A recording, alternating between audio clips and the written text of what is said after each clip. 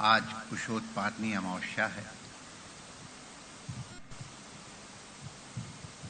और इधर 20-25 लगभग 30 वर्षों में लोगों ने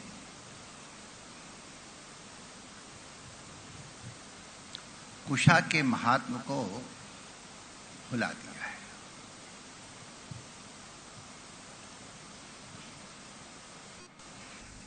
कुशा एक दिव्य वनस्पति है।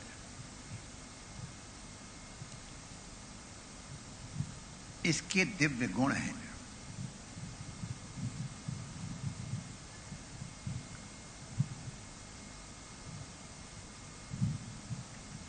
इसकी दिव्य उत्पत्ति के विषय में कथा आती है कि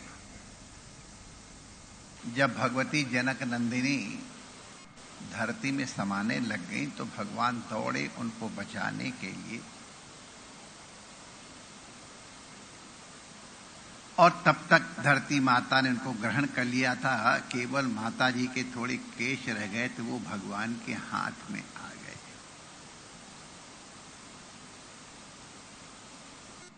तो इसलिए उनसे ही कुशा की उत्पत्ति हुई।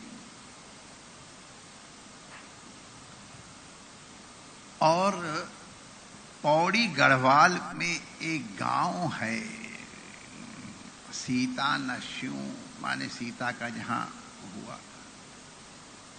वहां के लोग मानते माता जी यहां पर धरती में समाई थी और वहां पर वो लोग घास नहीं करते, बहुत पवित्र भाव से इसको मानते हैं। पूजा काल में कर्मकांड के समय कम से कम हर व्यक्ति को कुशा हस्त में रखनी चाहिए। पूजा काले सर्वदैवा कुश हस्तो भवे शुचि, शुचि भूत्वा पुरुषः पूजा काले सदैव कुश हस्तो भवति या भवतु। सर्वदैव सदा कुश हस्त रहना चाहिए। कुशेन रहिता पूजा विफला कथिता मया, कुश के बिना पूजा का वो फल प्राप्त नहीं होता है।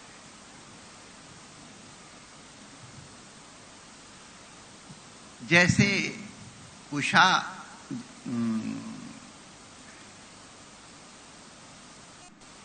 को पवित्री भी कहा जाता है और अमृती भी कहा जाता है।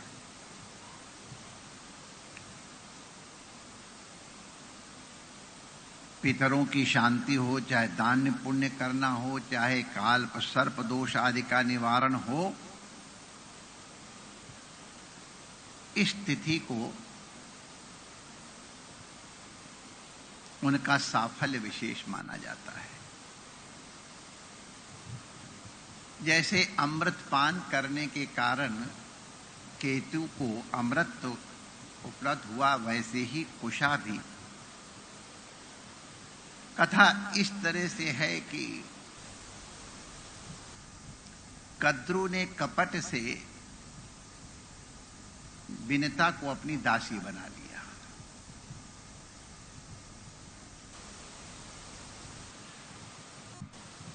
विनता जी के दो पुत्र, दो अंडे ऐसे हुए थे, तो एक को तो उन्होंने शीघ्र कर दिया, वो नष्ट हो गया।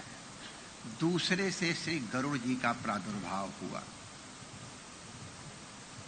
और उन्होंने अपनी माता के कष्ट को देखा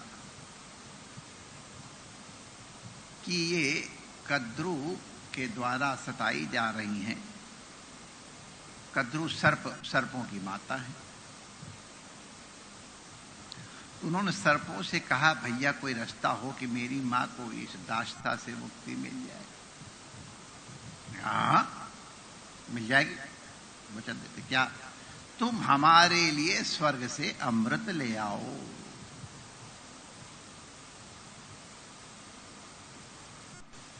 गरुड़ जी ने कहा हम ले आएंगे।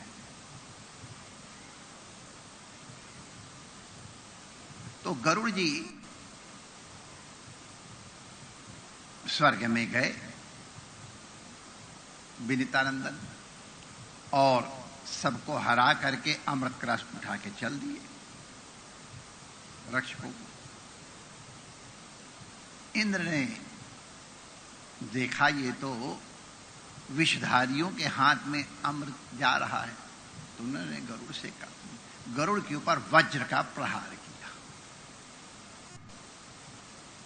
तो गरुड़ के ऊपर उसका कोई असर नहीं हुआ, क्योंकि उसके पहले ही नारायण ने उनको प्रसन्न होकर अमृतत्व का वरदान दे दिया था, उनके पौरुष को देख करके।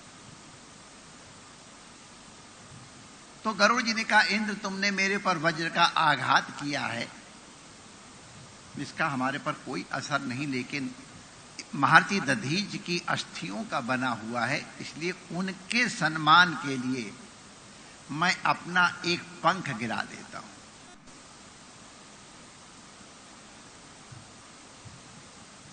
ये महापुरुषों की वंदना है, उनका सम्मान करना। वृद्धों का सम्मान करना भी एक शिष्ट आचरण है। वृद्धों का सम्मान करने वाला सदैव आयुर्विद्या और यश की प्राप्ति करता है। ये प्रसंगांतर है, लेकिन समय आया इसलिए कह दिया। तो गरुड़ जी ने दधीची का सम्मान किया। इंद्र ने कहा, भैया तुम लिए तो जा रहे हो, लेकिन तुमको मालूम है कि तुम अयोग्य को ये देने जा रहे हो। उनका मुझे अपनी मां को दास्ता से मुक्त कराना, इसलिए ले जा रहा हूं। मैं कुछ ऐसी व्यवस्था करूंगा कि तुम युक्ति मुक्ति से इसको उठा लेना। इन्होंने कहा ठीक है। तो अमृत कलश लेकर के जब पहुंचे हैं, ये चारों जगह जो कुंभ होते हैं उनके पीछे भी यही घटना है। तो जब कलश लेके गए तो उन्होंने कहा, देखो ये पवित्र आसन पे मैं इसको रख देता हूं, ये तुमको दिया, अब तुम हमारी मां को छोड़ दो। तो उन्होंने छोड़ दिया है भाई, ये अब दास्ता से मुक्त हो गई। अब आप लोग इसको स्नान करके इसका पान कीजिए। सर्प लोग स्नान करने के लिए गए, तब तक इंद्र ने वो कलश को उठाया और लेके चल दिए। ठगे गए सर्प लोग। तो सर्पों ने कहा, हमने कद्रू मौसी को, मैंने विनीता मौसी को ठगा था, आज हमारे संग वही ठगी हुई है। लेकिन उन्होंने सोचा इसमें कुछ बूंदे तो गिरी होंगी, चलो उनको चाट लेते हैं। तो सर्प लोग जब जीव से उसको चाटने लग गए तो उनकी जीव दो हो गई है, ऐसी कथा आती है। तो इस तरह से अमृत की बूंदें पड़ने के कारण कुशा को अमृत की भी कहा जाता है। अत्यंत पवित्र होने के कारण इसको पवित्री भी कहा जाता है। आज वैसे कुशा का साइंटिफिकली इसका आसन अगर बना के बैठा जाए तो जितने भी पवित्र कर्मों के जो तेज शरीर में उत्पन्न होते हैं वो शरीर में स्थिर रहते, बाहर नहीं जाते। धरती के संपर्क से जा सकता और यहां से आकाश से जा सकते। इसलिए यहां पर जब भी कोई कर्म करते हैं तो जो सन्यासी हैं उनके लिए, उनको तो सब काम जगत के कल्याण के लिए ही है। बाकी लोग शिखा बंधन करते हैं, यहाँ के माध्यम से भी ये सत्कर्म परमाणु बाहर बने।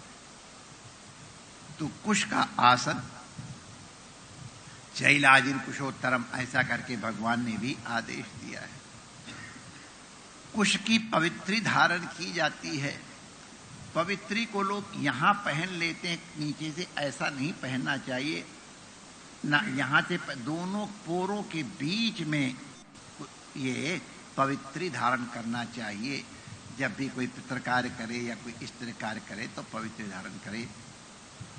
प्रतिदिन की कुशा एक दिन के लिए पोटेंट होती है। अमावस्या के दिन उत्पाटित कुशा एक मास के लिए ठीक होती है, पोटेंट होती है।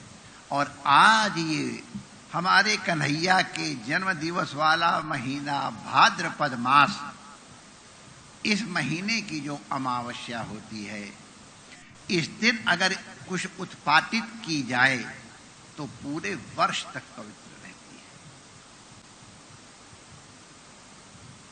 हमने सुना है कि अगर ये कुशोत्पाटनी अमावस्या सोमावती हो जाए तो उसकी कुशा 12 वर्ष तक पवित्र होती है।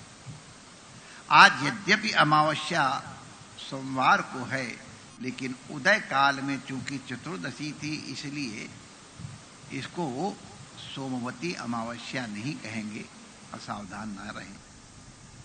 तो ये कुशोत्पाटन करके इसको शुष्क करके रख लेना चाहिए। इसके जल से शिव जी का अभिषेक भी होता है। अभिषेक इत्यादि में कुशा के नोक से सिंचन किया जाता है। कुशा की नोक अवश्य होनी चाहिए। तो और कुशा को काटा नहीं जाता है, कुशा को उखाड़ा जाता है, इसीलिए उत्पाटन किया जाता है दाहिने हाथ से। और इसकी धार बड़ी होती तेज, वो कट न जाए उंगली, इसलिए उसको पकड़ने का एक ढंग होता है। और जो कुशा को कुशलता माने सावधानी पूर्वक ले आता है, उसी को कुशान लात इत कुशला, माने कुशा का उत्पाटन भी कर ले और अपनी उंगली कटने से बचा ले। तो ये कुशलता की पहचान है और उसी से कुशल शब्द बना है। पूर्व दिशा में बैठ करके निमंत्रण दे करके कुशोत्पाटन किया जाता है और हुम फट करके एक ही हाथ से झटके से खींच लिया जाता है। इसलिए बताया जा रहा है, ये बड़ी महत्वपूर्ण चीजें हैं, हमारे ऋषियों ने अनुभव की थी। आज हम विज्ञान के माध्यम से भी इनको प्रमाणित कर सकते हैं। तो ऐसी पवित्र कुशा के विषय में हमारी पवित्र और आदरणीय धारणा होनी चाहिए, उसका संचय होना चाहिए, उसका सम्मान होना चाहिए, जिससे कि हमारा सर्वित कल्याण हो। सभी महापुरुषों के चरणों में वंदन, श्री आचार्य जी सहित ऋषि कुमारों का अभिनंदन, तथा यहाँ बैठे हुए तथा विज्ञान के माध्यम से हमसे जुड़े हुए सब लोगों को कुशोत्पाटनी अमावस्या की मंगल कामनाएं। जय श्री कृष्ण।